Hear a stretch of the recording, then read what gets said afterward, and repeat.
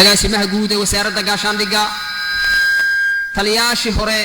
ee ciidamada xoogga dalka Soomaaliyeed oo ayagana runtii maanta halkaan la fadhiya taliyaha kulliyadda Turkisom dhammaan saraakiisha abaanduulayaashii hore ciidanka xoogga dalka Soomaaliyeed oo ayagana halkaan la fadhiya dhammaan saraakiisha saraakiil xigeenka alifleyda iyo dableyda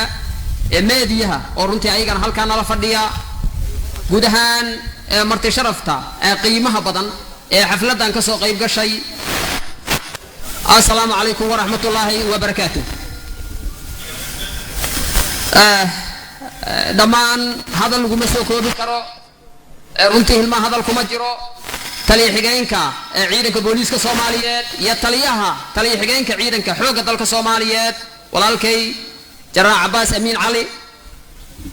oo runtii aad iyo aad ugu qiimo weyn mar kale assalaamu calaykum waraxmatullaahi wabarakaatuh salaan kadib mudana madaxweyne mudayaal marwooyin waxa sharaf weyn inoo ah maantay inaad nagala soo qayb gashaan sanad guuradii 62 ee ka soo wareegatay aasaaskii maha iyo miisaanka ay ugu fadhiso ognahayna labadii sano aan soo dhaafnay in aan la xusin sabab la xiriira cudurka faafaha daran ee coronavirus awgiis maanta ayay inoo suurta gashay waxa mahad iska leh Allah subhanahu wa ta'ala oo ay tahay 12 Abriil 2022 in ay noo suurta gasho inaan isugu nimaado sanad guurada 62 ee ka soo wareegtay aasaaskii ciidanka xoogga dalka Soomaaliyeed aad iyo aad ayaan runtii idinkaga mahad celinaynaa waqtigiina qiimaha badan iyo ka soo qaybgalkiina oo runtii aan dhihi karno waxay noo tahay dhiirigelin waxay noo tahay muxuu ahaa ii sheegay in aan horu dhaqaajino howlihii adkaaya aan ku jirnay mudana madaxweyne taa marka inta uga gudbo haddii aan ku laabto dhismaha ciidanka xoogga dalka Soomaaliyeed runtii wuxuu soo maray marxalada kala duwan maalinba meel ayuu joogay maantay runtii meel ayuu sii gaaray waxaan rajaynaa insha Allah ta'ala iyadana inaan ka sii wadi doono sarana u sii qaadi doono waxaan xooga saarnay si ciidanka xoogga dalka Soomaaliyeed ay u noqdaan kuwa xirfadlayaal fahmi kara waajibka iyo mas'uuliyadda hor yaala gudana kara si habsami leh u guda kara dhammaan hawlaha ay ugu xil saaran yihiin qarankooda ee tababarka noocyadiisa kala duwan ee lagu tayeynayo heerarka kala duwan ee ciidanka xoogga dalka Soomaaliyeed sidaas oo kale ayadana waxaan xooga saarnay qaadashada aqoon-yahano ka soo qalin jabiya jaamacadaha dalka oo isugu jira muxuu ahaa ii sheegay heer jaamacadeed iyo heer dugsi sare oo aan u kala dirnay kulliyadaha kala duwan ee wadamada aan saaxiibadanahay kuwaas oo runtii kuwa badan oo kamid ah oo wadankooda dib ugu soo laabtay waxbarashadooda si guul ah ku soo dhameystay ay wax weyn ka bedeleen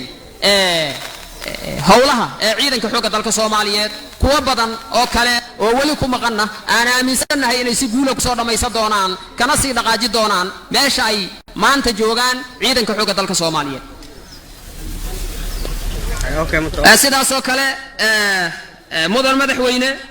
waxaan ayadana runtii muddooyinka ugu dambeeyay الفتح Institute معهدك الفتح ee barashada quraanka iyo culuumta sharciga waa معهد online ah loona aasaasay si uu dadka u baro quraanka iyo culuumta sharciga walaalada meel waray joogaanba waxaan jecelahay inaan ugu baaqo معهد الفتح ومعهد أونلاين أو قرآن كي علوم تيسا كسابسا لنقطة تجويد كيسا لنقطة قراءة كيسا تفسير القرآن غيره وحاكوغو ديارة معهدك معلمين iyo معلمات khibrad leh ijaazooyinna u haysta waxbarida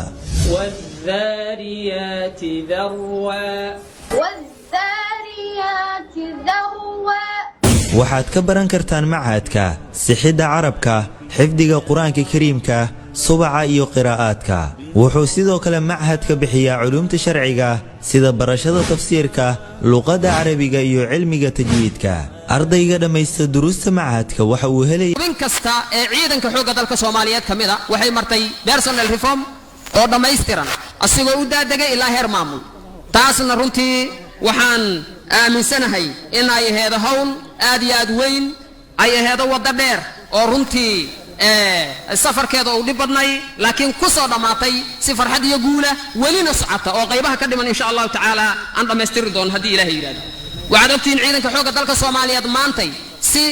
systematic ah ayuu ku qaataa dhammaan xuquuqaadkiisa waxaan uga mahad celinayaa dhammaan howlahaas ayaga ah in Allah la inta nagala qayb qaadatay oo xafiisyada kala duwan ah gaar ahaan waxaan uga mahad celinayaa runtii oo ayagana garab weyn ugu siiyay muxuu ahaa ii sheegay madaxweynaha Weltef Home Furniture wuxuu idin hayaa alaab casri ah haddii aad doonayso kuraasida fadhiga qolalka jiifka aanay noo qabsoomi lahayn hawsha ayada ah oo aan leeyahay aad iyo aad u mahadsan tahay iyo dhammaan shaqaalihii runtii arrintaas ka shaqaynayay oo aan aaminsanahay inay qayb weyn ka yihiin guulaha laga gaaro arrimaha reformka mudane madaxweyne sidaas oo kale inta kaliya kuma eko waxaan ognahay inaan la dagaalamayno urur argagixiso oo caalami ah oo aan ognahay inay yihiin dhiigmiirato daadinaya dhiigga ummadda Soomaaliyeed maalin walbana ku howlan dhagarta iyo qiyaanada ay ku sameynayaan ummadeena iyo qarankeena sidaas awgeed maadaama ay been ku sheegayaan arrimaha diinta islaamka mar walbana ay adeegsanayaan waxaan xoogga saarnaa arrimaha wacyigelinta oo aan ugu talagalnay dhammaan ciidanka xoogga dalka Soomaaliyeed iyo bulshooyinka intooda kaleba inta aan gaarsiin karno ayadana runtii meel fiican ayaan ka soo gaarnay oo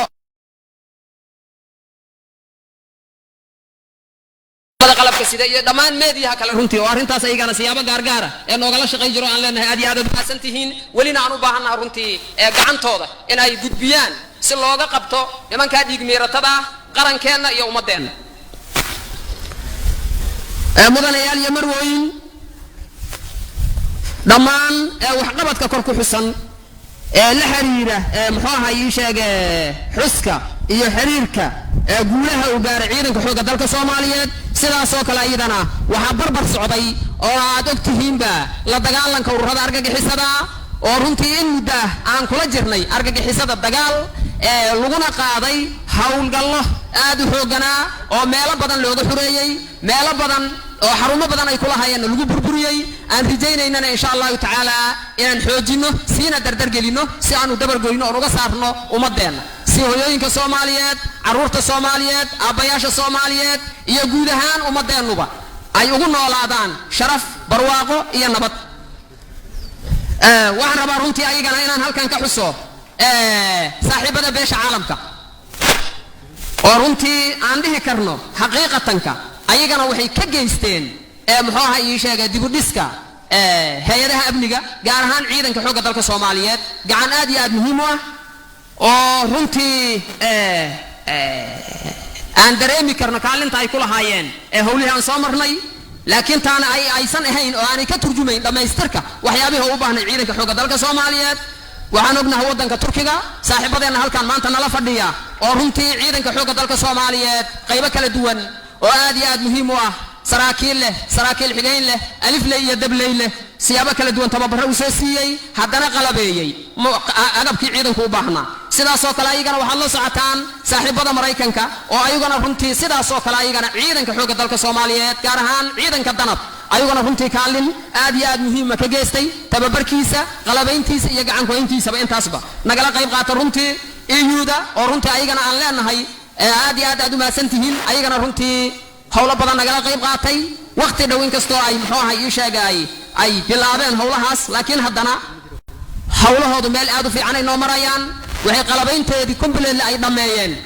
afar urur oo ka tirsan ciidanka xoogga dalka Soomaaliyeed afar kalena hadda ay bilaabi doonaan mashaariic badan oo kale oo ay kamid yihiin dhismaha qaybaha ciidanka xoogga dalka Soomaaliyeed ayagana way wadaan sidaas oo kale ayagana waxaan rabaa ayagana inoo mahad celiyo UK oo sidaas oo kale ayagana runtii ayaguna ciidanka xoogga dalka Soomaaliyeed gaar ahaan qaybta 6aad ka geystay taageero isugu jirta tababar iyo qalab intaaba isugu jirta iyo sidaas oo kale hay'ado kale ayagana oo si toos iyo sida noogala qayb qaata dib u dhiska ciidanka sidii UNSOM UNSOS UNMAS iyo guud ahaan hay'adaha kale saaxiibadeena waxaan rabaa ayagana inaan halkaan aan uga mahad celiyo saaxiibadeena AMISOM oo runtii aan dhihi karno qofka bini'aadmiga waxa uu bixiyo waxa ugu qaalisan dhiigga waxay noo bixiyeen dhiigooda waxaan ognahay wiilal iyo gabdho ayaa halkaan uga dhintay oo iyagoo doonaya nabadda iyo horumarka Soomaaliya raadinayana in qaran Soomaaliyeed markale uu cagiisa ku istaago aad iyo aad ayaguna u mahadsan yihiin runtii weli waxaana hor yaalla saaxiibadeenna inaan iska kaashanno howlo aad iyo aad weyn oo ay ugu horayso la dagaalanka argagixisada waxaan ognahay amisom hadda inay u gudubtay isbuuc ka hor in la ansixiyey admis oo ay transition noqotay una baahannahay runtii saaxiibadeenna qaaliga si ay u xaqiijiyaan wixii ay halkan u yimideen taariikhdana ay u gasho wixii ay halkan ka qabteen oo aanay u gelin baalmadow waqtiga u haray in ay runtii xoogga nala saaraan dabargoynta nimanka arxanlaawayaasha ah ee dhiigga ummadeenna miiranaya waxaan rabaa runtii guud ahaan ciidanka xoogga dalka Soomaaliyeed saraakiil xigeen alifley iyo dabley intii ku geeriyootay inta ay la dagaalamayeen ururada argagixisada ah ee arxanlaawayaasha ee dhiig miiratada ah inta ay ka dulqaadayeen ummadooda iyo bulshadooda saaxiibadii nooga geeriyooda waxaan leenahay ilaahay ha idiin naxariisto insha allahu tacaala waxaan xaqiijin doonaa hadafkii aad u dhimateen ayaan xaqiijin doonaa kana mir dhali doonaa ilaahay hadduu ogolaado waxaan rabaa sidaas oo kale inaan uga faa'iidaysto fursaddan dhammaan ciidanka xoogga dalka Soomaaliyeed inaan halkan uga diro hambalyo ku aadan munaasabadda ciidda ee 12 Abriil sanad guuradii 62 ka soo wareegtay asaaskii ciidanka xoogga dalka Soomaaliyeed dhammaan sareeyaasha saraakiisha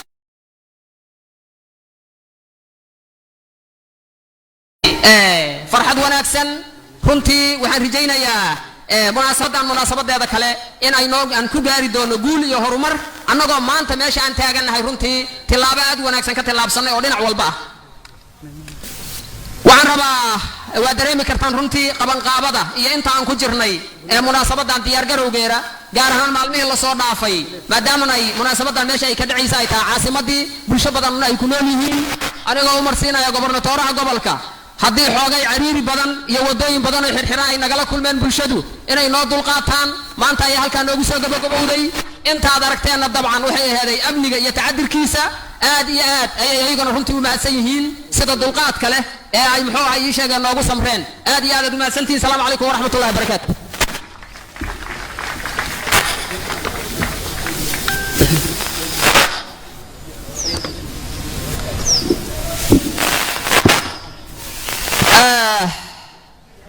waxaan rabaa runtii oo aad iyo aad noogu weyn taageero aan kala gool lahayn oo aan la ilaabi karin oo marnaba aan qalbigeenna ka go'ayn ayagana bixiyey oo ciidanka xoogga dalka Soomaaliya la garab istaagay dawladda Jaynaha oo dhinac walba isugu jirta runtii oon aaminsannahay inay xaqiiqatanka ay qayb aad iyo aad u weyn ka qaateen dhismaha ciidanka xoogga dalka Soomaaliyeed oo runtii aan dhihi karno waxyaabaha hadda halkan maraya aad arkayseen qaybaha ugu muhiimsan qaybo kamid ah in ay bixiyeen aad iyo aad u mahadsantihiin assalaamu calaykum waraxmatullaahi wabarakaatuh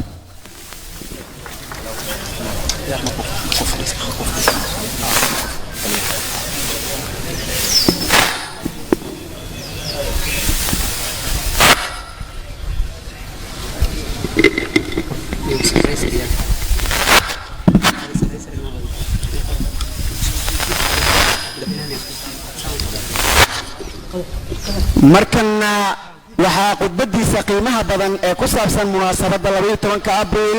oo ah maalintii la aasaasay ciidanka xoogga dalka Soomaaliyeed maantana ay u dabaaldegayaan inuu jeedinaya madaxweynaha jamhuuriyadda federaalka Soomaaliya mudane Maxamed Cabdullaahi Maxamed Farmaajo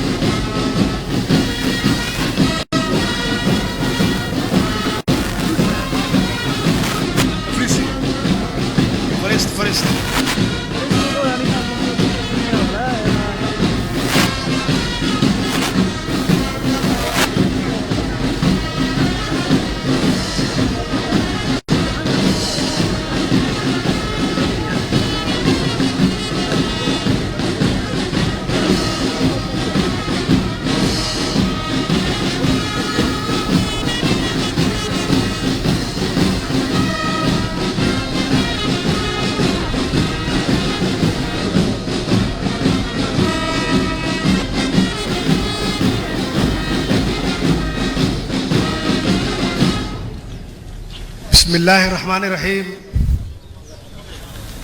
دوميها قولها شعبك تليها عيدنك حوغا تليها عيدنك بوليسكا تليها حيجينك عيدنك حوغا iyo taliya xigeenka booliiska taliyaha ciidanka cirka taliyaha ciidanka dhulka iyo taliyaha ciidanka badda gudoomiyaha gobolka banaadir taliyaasha hogaamada ciidanka xooga dalka Soomaaliyeed sareeyaasha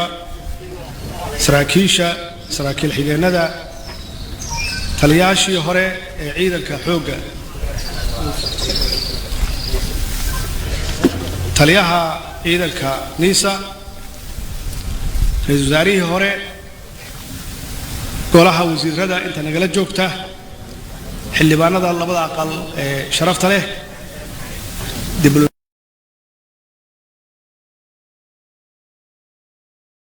shacabweynaha nagala soo qayb galay munaasabadan qiimaha badan bahda saxaafadda kooxda horseed ee Bambeyda waxaan ku salaamay salaanta islaamka assalaamu calaykum wa rahmatullaahi wa barakaatuh Allah mahad iska leh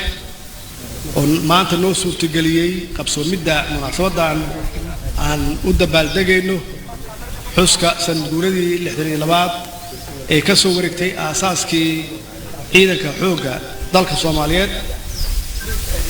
waxaan rabaa inaan u mahad celiyo taliye odawaa runtii iyo saraakiisha sare oo ka qayb qaadatay abaabulka xafladan quruxda badan iyo sida wanaagsan ay xarunta wasaaradda gaashaandhigga ay dhismaheeda iyo quruxdeeda u soo celiyeen waxaan rabaa inaan u hambaliyeeyo ciidamada qalabka sida guud ahaan iyo ciidamada xooga dalka Soomaaliyeed qoysaskooda waxaan leeyahay hambaliyo waxaan ilaahay ka baryaynaa sanadkiisa inuu ugu gaarsiiyo caafimaad iyo cimri iyo horumar taliyadu uu ka hadlay taariikhda ciidanka xooga dalka Soomaaliyeed iyo dhismihiisa iyo marxaladii soo maray anugu se wax yar ayaan rabaa inaan ka taabto taariikhda aasaaskii ciidanka xooga dalka Soomaaliyeed oo ahayd 12 April 1960 uu hogaaminayay aasaase uu ahaa Allah u naxariistee General Daawud Cabdulle Xirsi oo lidibada u dhigay aasaaska u dhigay ciidanka xooga Soomaaliyeed oo muddo 30 sano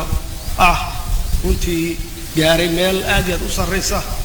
oo laga ixtiraamo caalamka guud ahaan iyo Afrika gaar ahaan wuxuu ku dhisay ciidankaasi oo cutubiyadii ugu horeeyay ay ahaayeen 2 urur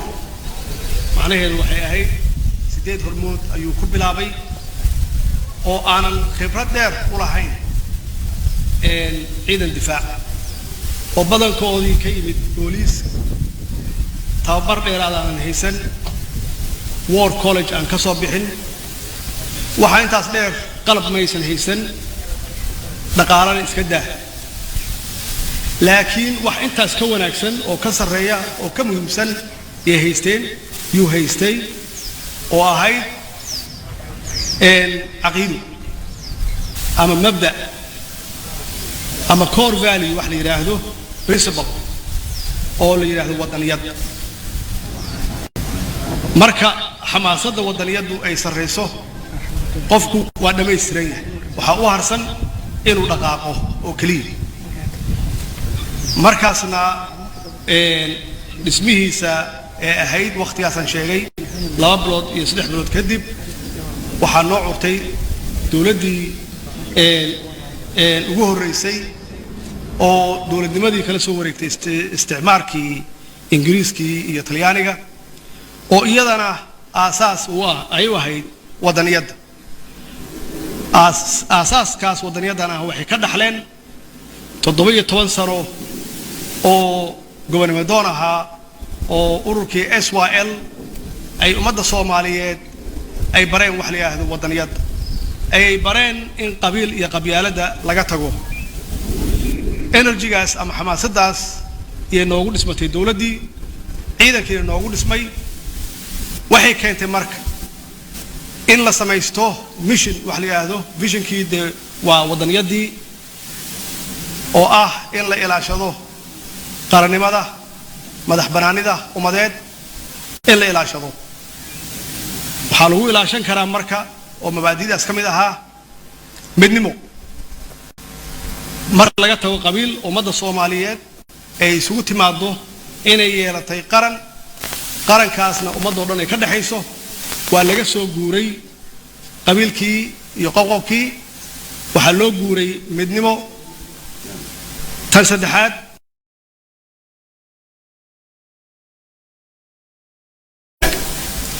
oo siinaysa shacabka Soomaaliyeed kalsooni bacdama amaanadoodii iyo hantidoodii loo ilaalinayo oo cadaalad loogu ilaalinayo aan ummadda loogu kala eexanaynin wax alla wixii yar ee la isu gaarsiinayo in wax lagu qabto sida hadda aad arkaysaan General Odowa iyo ciidamadiisa ay dib u soo nooleeyeen ama u dhiseen xaruntii wasaaradda gaashaandhigga aasaaskaas yahayd wixii lagu dhisay ciidanka xoogga dalka Soomaaliyeed hadday tahay ciidan dhul hadday tahay ciidan bad iyo hadday tahay ciidanka cirka sidaad ogtihiin saddexdaas qaybood waxay ka galeen kaalin aad iyo aad u sareysa caalamka iyo Afrikaba oo ay ahaayeen ciidan xoog leh oo ka tilmaaman oo la xurmeeyo oo qayb ka noqday xornimadoonkii Afrika ee lagu xoreeyay ee gumaysiga lagu xoreeyay taas macnaheedu waxay tahay in haddii mabaadi' aysan jirin waxa ugu horeeya qofka uu baahan yahay haddii ummad in la hogaamiyo loo baahan yahay inay tahay mabaadi' dawlad markaan ka hadlayna qaranna waxa weeye waa wadaniyadda weeye taas weeye tan shacabka qabkooda iyo dareenkooda kor u qaadi kara siin kara xushmad iyo karaamo siin kara markii maamulkooda ama hogaankooda uu leeyahay hadaf wadaniyad ama patriotism uu leeyahay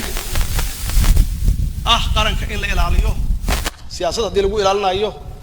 iyo haddii la difaacayo midnimada ummadda in la adkeenayo ama midnimada ciidanka la adkeenayo oon ciidanka loo kala saaraynin heeb iyo maamul wanaag dawlad wanaag oo lala dagaalamayo musuqmaasuqa oo cadaaladda loo hormarinayo taas waxay u dhashay marka in ciidankii tirada yaraa uu markii dambe gaaray intaysan dawladda gudayn 120,000 oo marxalado badan iyo dagaalo badan soo maray markii ciidanka daryeelkoodii iyo xuquuqdoodii loo dhameystiro oo mushaharaadkoodii iyo daryeelkoodii caafimaad meel loo saaro markii tababarkii u baahan yihiin kor loo qaado tayadooda markii ay loo hibeeyo la siiyo qalabkoodii ay u baahnaayeen oo nooc walba sidaad ogtihiin ciidamada cirka ee Soomaaliyeed waxay ka galeen kaalin aad iyo aad u sareysa ilaa waxay gaareen inay gaaraan 3,000 staafka u shaqeeya hadday yihiin pilots wadayaal diyaaradaha hadday yihiin makaaniga hadday yihiin kuwa raadarka ka shaqeeya iyo hadday yihiin kuwa maamulka iyo logistics-ka wadan Afrikaan oo ciidankiisa 3,000 gaaraya cirka waa farabtiris ciidanka dhulka waxaa u dhameystirnaa iyaguna qalabkoodii oo hadday noqoto dabaabadihii madaafiicdii goobta iyo qalab kasta oo ay u baahnaayeen si ay u difaacaan xuduudaha dalka uu leeyahay hadday tahay bad hadday tahay cir iyo hadday tahay dhulba dhismahaas ciidanka oo ummadda Soomaaliyeed siiyay magac wanaagsan adduunka ku siiyay iyo sharaf aasaaskiisu wuxuu ahaa allah u naxariistee janaal daa'uud cabdulla xirsi iyo mabaadi'dii wadaniyadda ahayd 30 sano kadib markii aan mabaadi'dii ka leexanay oo aan u gudubnay wax laga soo tagay oo SYL ay ka adkaatay oo la yiraahdo qabiil ama wuxuu gumaysigu isticmaal jiray qayb iyo xukun oo cid walba ama qof walba uu aaday meeshii heebtiisa ay joogtay oo meel walba Soomaaliya ahna isbaaro la dhigtay oo cid walba meesheeda xiratay waxa meeshaas runtii ka dhacay afjab iyo qaranjab meesha ugu hooseysa oo haddana aan ugu hooseynay Afrika inteeda kale iyo adduunkaba oo aan noqonay wax lagu qoslo oo la yaabo maxaa yeelay mabaadi'dii fiicneed ee wadaniyadda ahayd iyo xamaasadeedii waa ka tagnay waxaan aadnay wax aanan qaranka compatible u ahayn oo aan qaran dhisayn oo qabiila oo ah macnihiisu in wax lagu dumiyo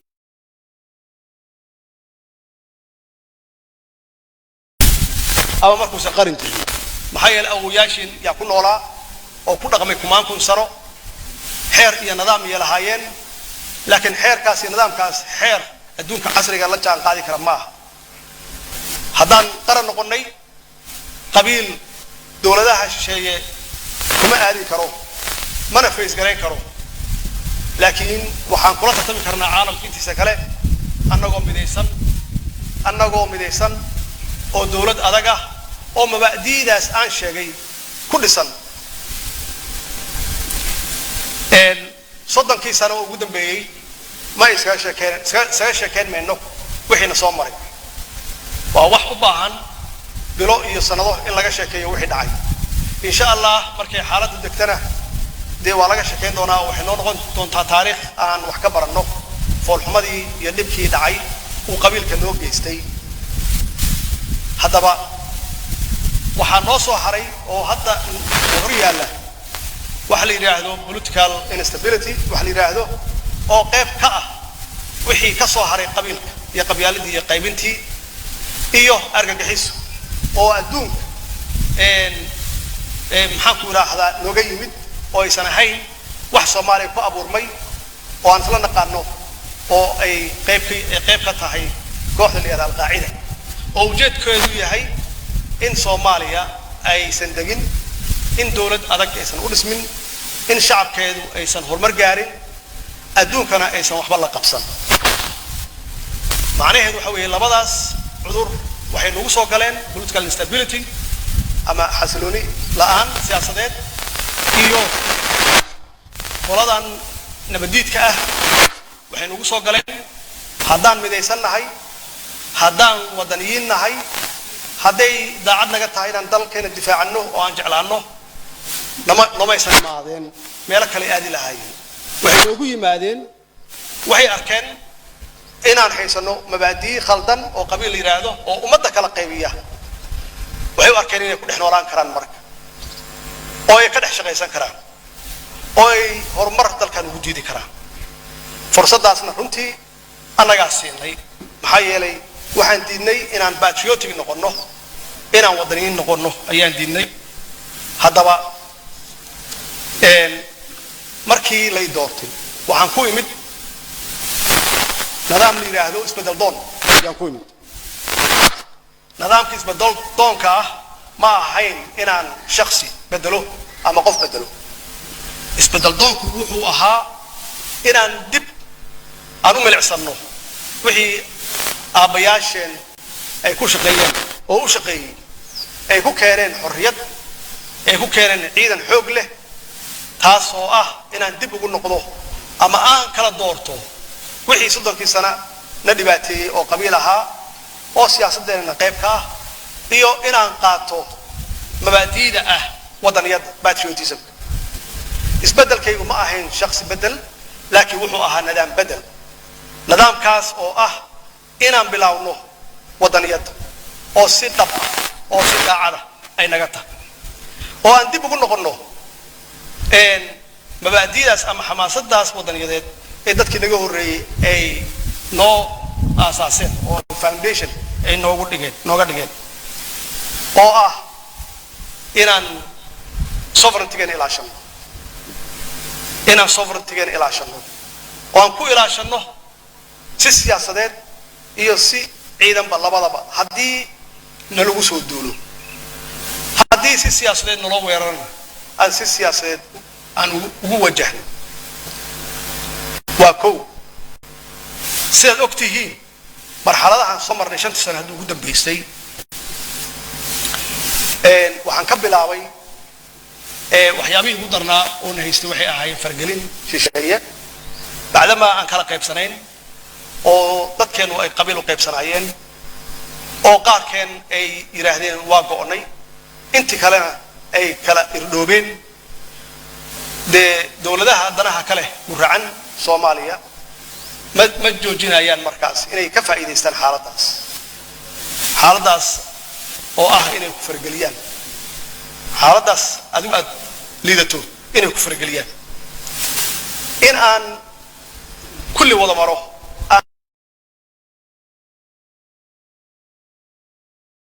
noqono fargelinta ay naga joojiyaan oo aynan mar dambe u dulqaadan doonin inaba ha yaratee wax yar oo fargelina saad ogtihiin waxaan ka bilaabay Kenya Ethiopia Djibouti inta dariskana ah oo kulligoodba xaqiiqatan daris aan nahay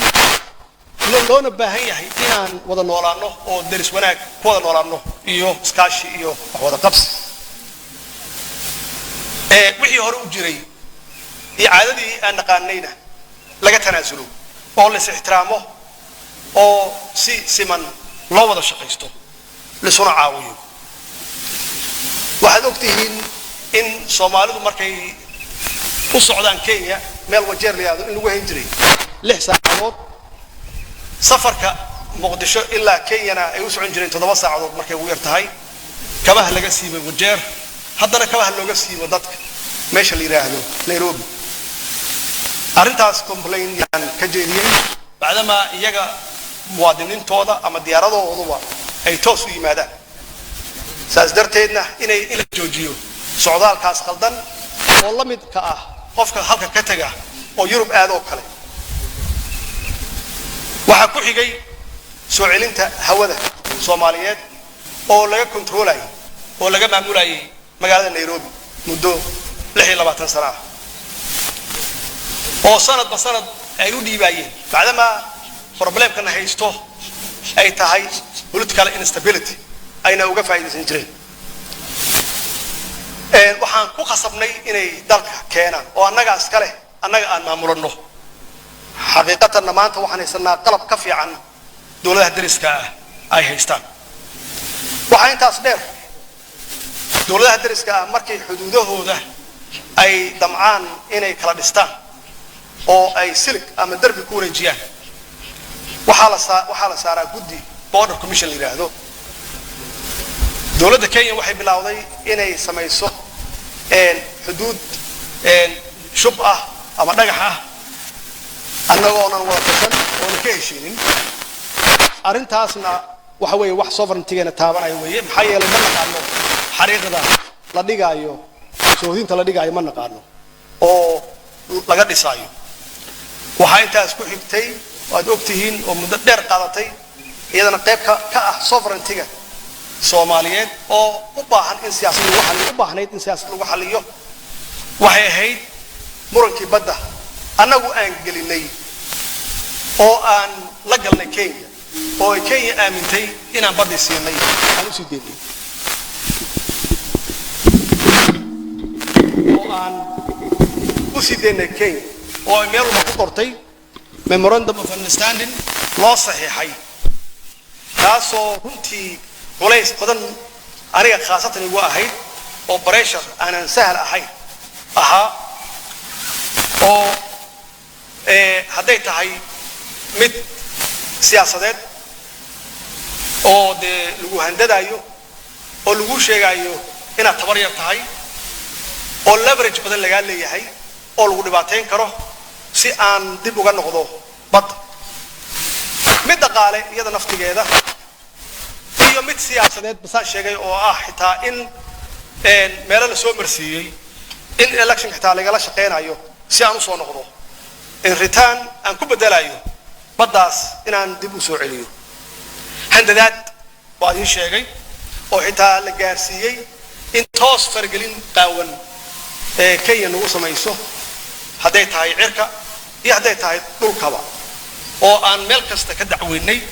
ilaa markii dambe ay nagu abaabushay jabhad ilaa 800 gaaraysa xuduudka u dhaxeeya Soomaaliya iyo Kenya iyadana aan si wanaagsan aan ku soo afjarnay guulaha ka gaarto ciidanka xoogga Soomaaliyeed intaas oo idin waxay ahayd wax siyaasad u baahnayd oo lagu ilaalinayo qarannimada madax bannaanida ummadda Soomaaliyeed waxa kaloo intaas dheer haddii dawlado aad saaxiibo wada tihiin ay murmaan ama ay dagaalaan بعدما أن جلسناهي بعدما أن مدة قيبسنين بعدما لابرج بدن وجرو نلاقي سوبر كرو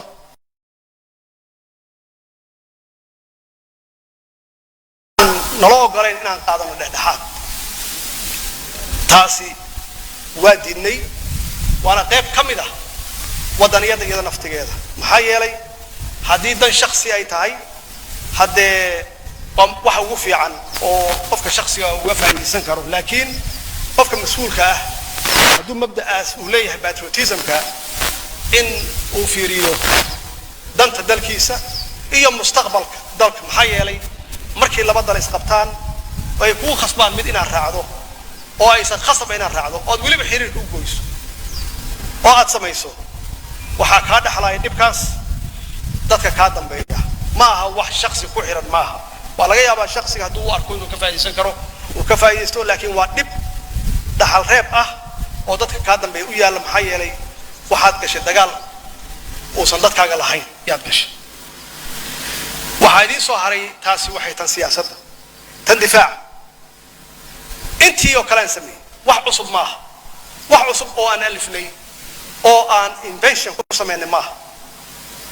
أنتي هوري وضدك هوري سمية umbaan buugta ka jajafay oo aan dib u soo nooleyn oo ahayd in ciidanka madaxa laga dhiso maskaxda laga dhiso waxa looga dhisayaa markaas madaxa ama maskaxda looga dhisayaa wadaniyad in lagu abuuro maxay yeelay waa in ciidankaani uu yaqaano waxa uu dhimanayo uu yaqaanaa waa dhaqankiisa qabiil inuu dhinto waa yaqaanaa لكن إلا برو أسكرية وحاول لمن أيوه إنه تهاي وطنيات يودن كيس وحكوي وحاول يقال إنه تهاي إن لسيو حقوق ديس وهذا ما يصير حقوق ديس سي حقوق ديس لو قدام يسترنا وإلا ديوان قليو سأدوكتي سنة يبار كد يعني ماشي عن مد أو أنجوي أسبوعي أنجوي si aan u baaro waxyaabaha naga hadlaysan maxaa yeelay askartii aan mushaaraadka siinayna ma gaarayso tayadii ciidankii ma fiicna isku xirnaanshihii saraakiishii iyo dablaydiina ma fiicna waxaan gartay marka inaan meeshaan soo dego oo aan baaro cilada meesha ka jirto cilada waxaan ogaaday in uusan jirinba hal gal file oo ciidanka leeyahay إن عيدا كاس هدور تجو ما لقى هذه أن لا يقولوا أنت إسلا جوك تكريا استقارة إن ماشي أسوي ماشي وقبل أوضي إن أنسى منه بايومتريك يديوان قلين ماشي قبل أوضي ماشي أسوي وذوقتي إن مركب بلاونينا نبكى يو وحي نجا قبصدي يو عيدا كي كنتي بريتني سميهي أو جدودي أو قاركود قرأ الهايين أو بايومتريكي إيشن جارين يو فينجر برينتينغي قارنا أيدي دنايين سيستم كان عصف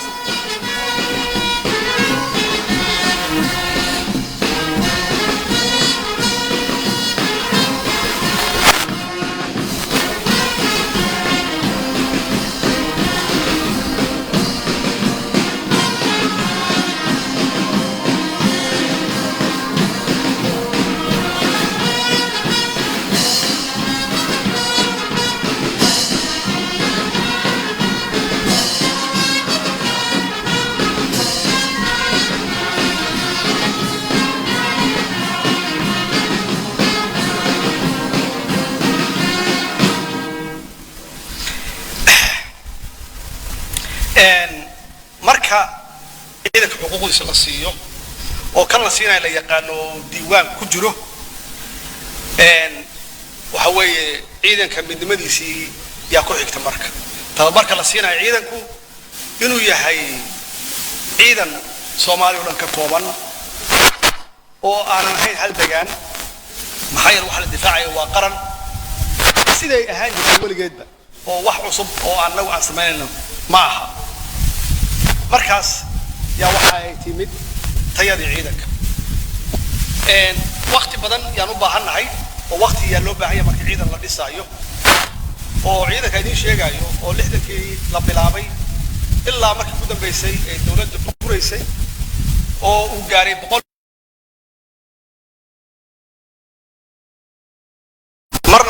marna wadaniyada xoog badneed patriotismka xoog badnaa marna qabiilka xoog badnaa markii qabiilku xoog batayna de ciidanka tayadiisii waa xumaatay oo ciidanku wuxuu aaday qabiil marka tababar inaan siino ciidanka leh tayo leh si meeshaas ay u soo baxaan ciidan tayo wanaagsan tan ugu muhiimsan waxay ahayd xakamaynta hubka sidaad ogtihiin waa meesha ay ka imaanayso maamulka oo aan horey kugu sheegay ciidanku waa inuu qadiyad aaminsan yahay oo difaacayo oo wadaniyada xamaasadeeda ay siinayso oo dalka waa inuu ciidanku midaysan yahay ta saddexaadna waa maamulka meeshaas way meesha ay ka imaanayso xakamaynta in maamul wanaagsan uu hayo hubka iyo rasaasta dalku leeyahay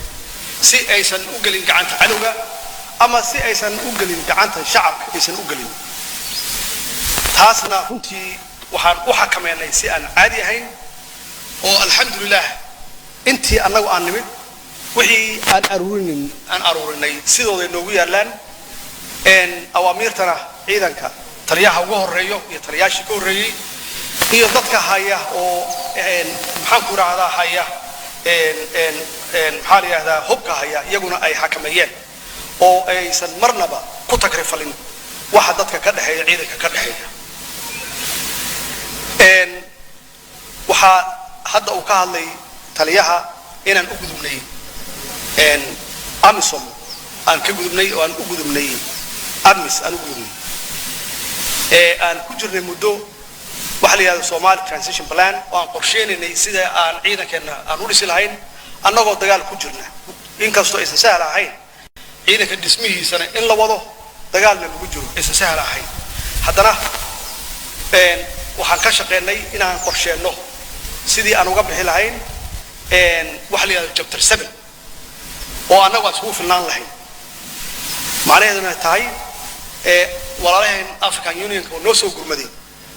inaan u mahad celinno waxay noo daadiyeen dhiig badan sacrifice badan iyo noo sameeyeen waa u dhaawacmeen inay difaacaan qarannimadeenna iyo dowladnimadeenna aad iyo aadna waa ugu mahadsan yihiin taariikhdaana qoraysa laakiin weligood ma joogi karaan meesha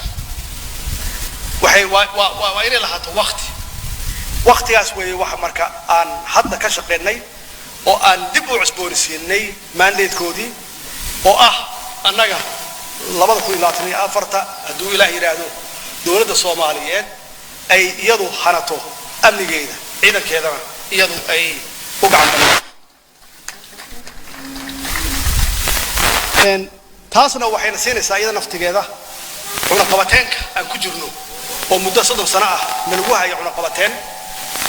xaqiiqatan marar badan ayaan UN-ka aan aad uga doodnay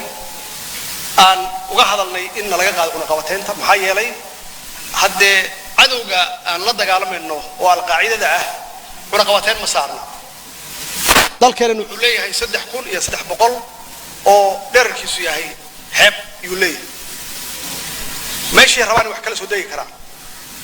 annaga se waxaan saaran gacmaha naga xiran oo ma awoodno xitaa haddii aan dhaqaale helno in aan soo iibsano hubkaan u baahannahay si aan cadowga uga gacan sarreeyno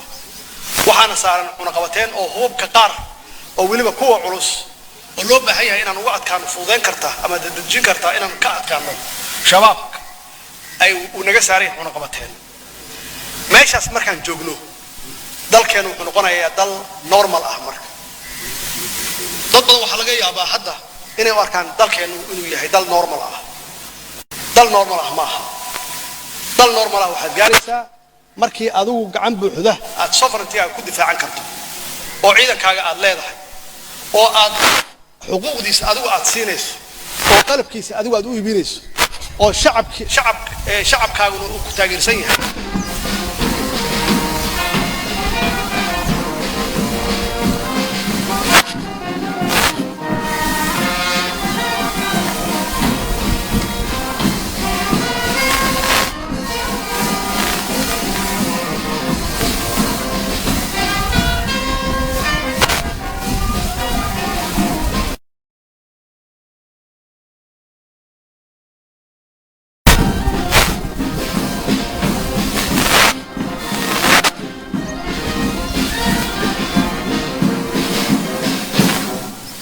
ugu dambeyn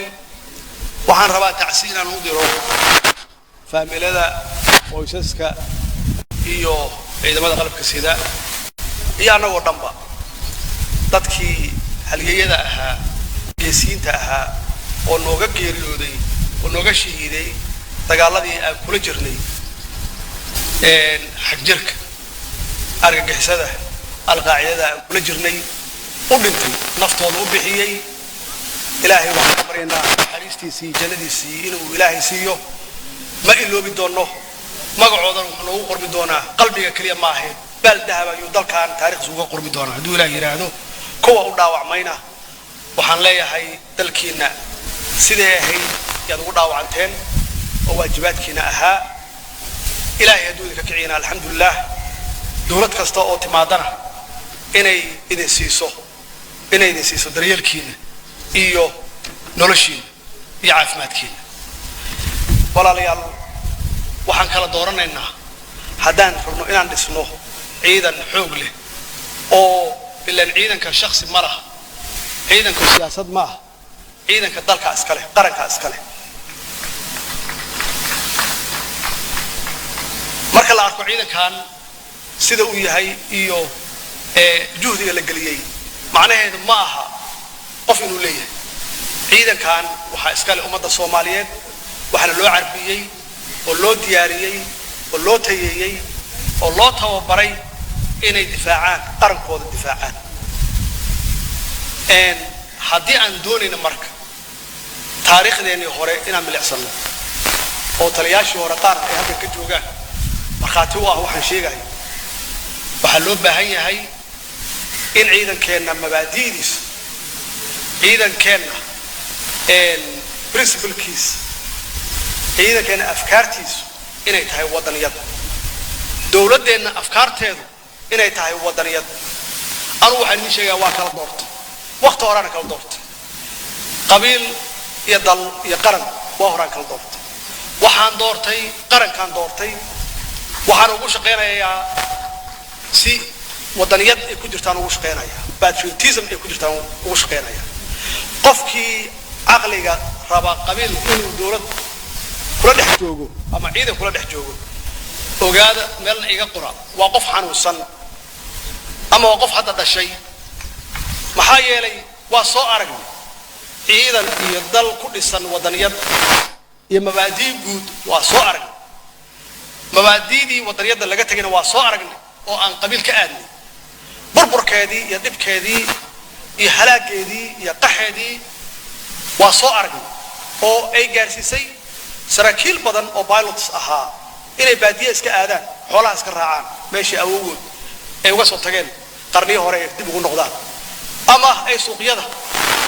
ku iibiyaan looska iyo qaraha maxaa yeelay sharafku waxay ku lahaayeen shalay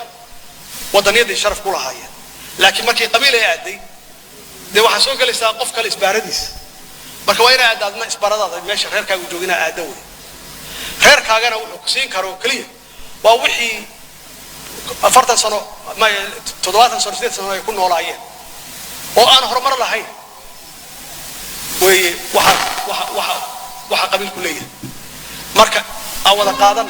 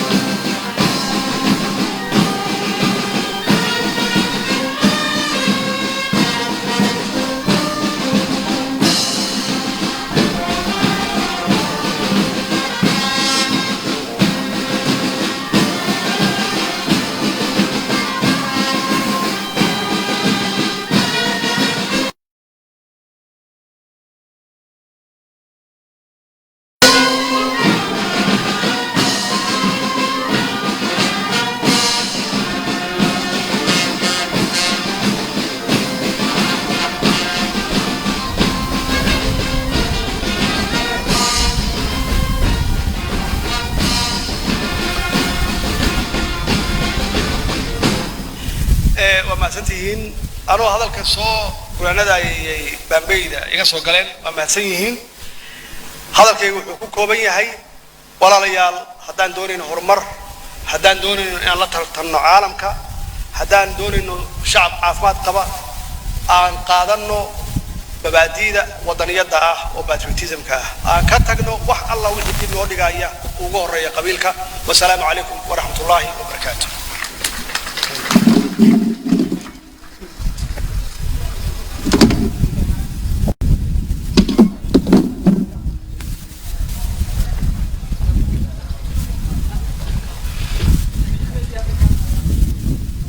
guud ahaan inta ayaan ku soo idlaynaynaa xafladayadii qiimaha badnayd marti sharafta qiimaha badan